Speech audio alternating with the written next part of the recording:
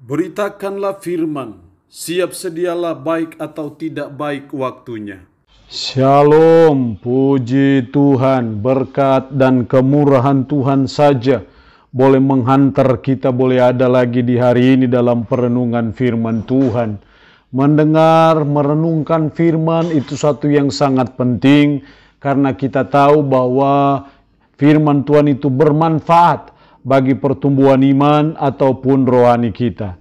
Nats firman Allah yang menjadi perenungan kita bersama di hari ini, saya ambil dari Injil Lukas pasal 21 ayat 25 sampai dengan ayatnya yang ke-33. Secara khusus saya akan baca ayatnya yang ke-27 sampai dengan ayatnya yang ke-29. Firman-Nya berkata demikian. Pada waktu itu orang akan melihat Anak Manusia datang dalam awan dengan segala kekuasaan dan kemuliaannya. Apabila semuanya itu mulai terjadi, bangkitlah dan angkatlah mukamu, sebab penyelamatan sudah dekat. Lalu Yesus mengatakan perumpamaan ini kepada mereka, perhatikanlah pohon ara atau pohon apa saja. Demikian sabda firman-Nya di hari ini yang mengajar dan menasihati kita kedatangan Yesus Kristus. Kalau hari-hari ini kita sedang mempersiapkan, merayakan kedatangan Kristus yang pertama kali di Bethlehem, itu kita tinggal memperingati saja karena itu sudah terjadi. Tetapi sesungguhnya yang lebih penting juga adalah bahwa kita sedang menantikan kedatangan Kristus yang kedua kali. Pasti berbeda kedatangannya yang pertama dengan kedatangannya yang kedua. Kalau kedatangannya yang pertama seperti seorang bayi yang baru lahir, yang seperti tidak berdaya apa-apa. Tapi berbeda dengan kedatangannya yang kedua. Model seperti apakah kedatangan Yesus Kristus yang kedua kali? Hal ini digambarkan dalam ayatnya yang ke-27, ayat 27. Pada waktu itu orang akan melihat Anak Manusia datang dalam awan dengan segala kekuasaan dan kemuliaannya. Di sini kita melihat suatu deskripsi bagaimana kedatangan Kristus yang kedua kali. Yang pertama dengan segala kekuasaan. Kalau kedatangannya yang pertama seperti seorang bayi yang tak berdaya apa-apa, yang sepertinya tidak punya kekuasaan apa-apa. Tapi kedatangannya yang kedua dengan segala kekuasaan. Dia akan datang sebagai raja di atas segala raja, Tuhan di atas segala Tuhan, dengan segala kekuasaan yang ada pada dia. Baik kuasanya yang menguasai langit dan bumi dan segala isinya, kuasanya terhadap alam semesta, kuasanya terhadap segala penyakit, kuasanya terhadap kuasa-kuasa roh-roh jahat, dan kuasa apa saja ada dalam dia ketika dia datang pada kali yang kedua.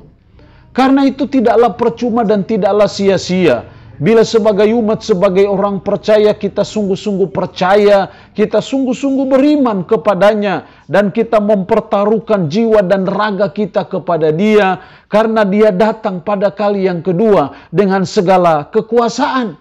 Bukan lagi seperti seorang bayi yang tidak punya daya apa-apa, tapi dia datang sebagai raja di atas segala raja, Tuhan di atas segala Tuhan, dengan segala kekuasaan. Betapa bangganya bila kita punya Allah, bila kita punya Tuhan, bila kita punya junjungan yang seperti itu. Karena dia datang dengan segala kekuasaan.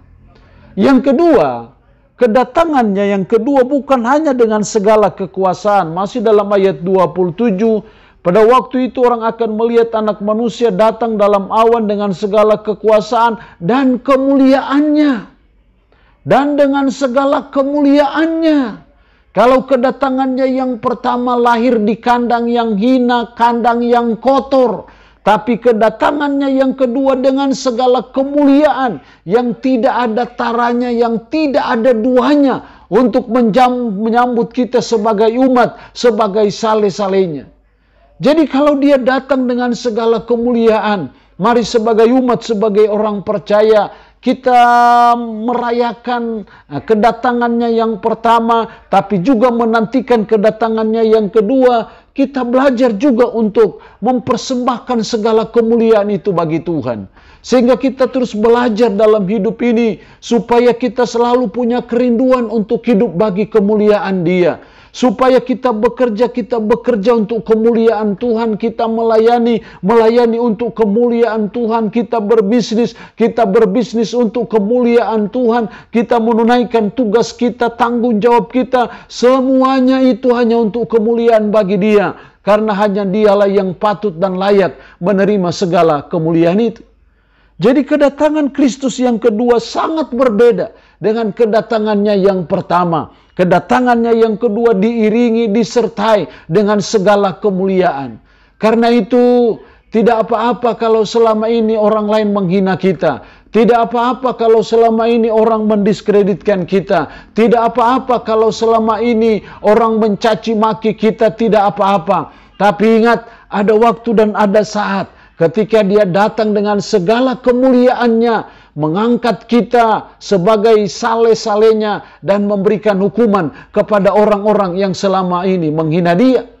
Karena itu sebagai umat, sebagai orang percaya, mari kita melihat kedatangan Kristus yang kedua kalinya yang tidak ada duanya itu, dan disertai dengan segala kemuliaannya. Karena itu kita terus belajar dan mempersembahkan segala kemuliaan itu hanya bagi Yesus Kristus. Firman-Nya berkata segala sesuatu itu dari Dia, oleh Dia, dan untuk Dia. Karena itu bagi Dialah segala kemuliaan sampai selama-lamanya.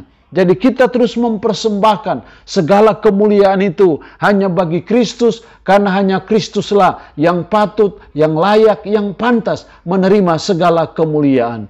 Allah yang punya firman ini memberkati kita dengan firman-Nya di hari ini. Amin. Mari kita berdoa. Puji syukur untuk kebenaran firman-Mu hari ini, yang mengajar dan menasihati kami akan kedatangan Yesus Kristus yang kedua kali. Tuhan, tolong kami untuk melihat kedatangan Kristus yang kedua kali berbeda dengan kedatangan-Mu yang pertama. Kedatangan-Mu yang pertama seperti bayi yang tidak berdaya, tapi kedatangan-Mu yang kedua dengan segala kekuasaan sebagai Raja di atas segala raja dan Tuhan di atas segala Tuhan, tapi juga dengan segala kemuliaan. Roh Kudus, tolong kami, mampukan kami untuk kami bisa menjalani kehidupan ini sesuai dan berpadanan dengan firman-Mu di hari ini.